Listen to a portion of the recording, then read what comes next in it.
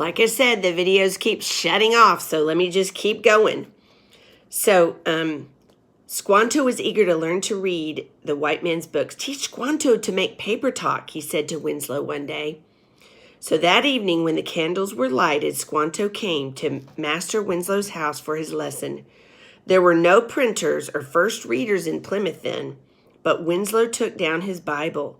It was the book from which he had learned to read, and he would teach Squanto from it.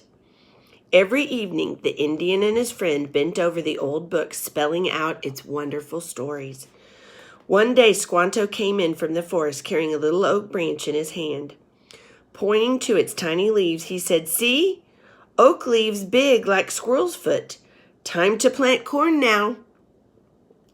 Then he went down to the brook and set a snare to catch the fish as they swam up the stream.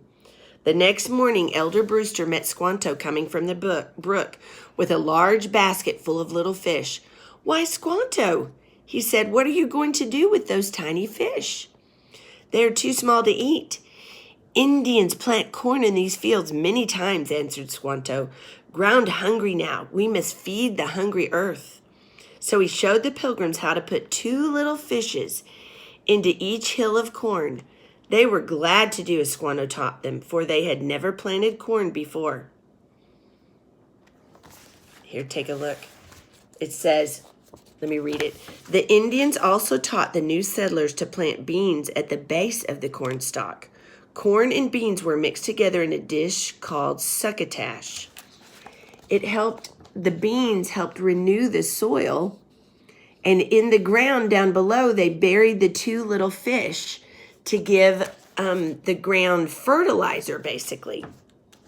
But this is a picture of some of the Indian writing that Squanto used, and that was all he knew about.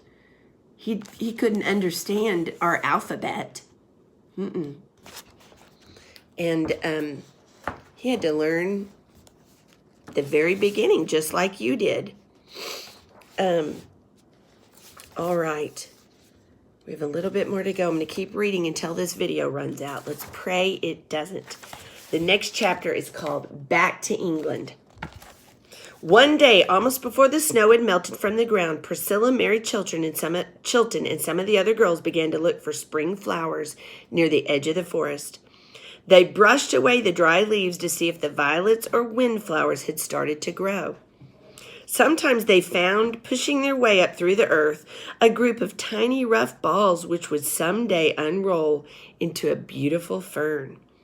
There were many pale little plants lifting their first buds up through the earth and leaves, but not a flower on any of them. "It must be too early for blossoms," said Mary Chilton.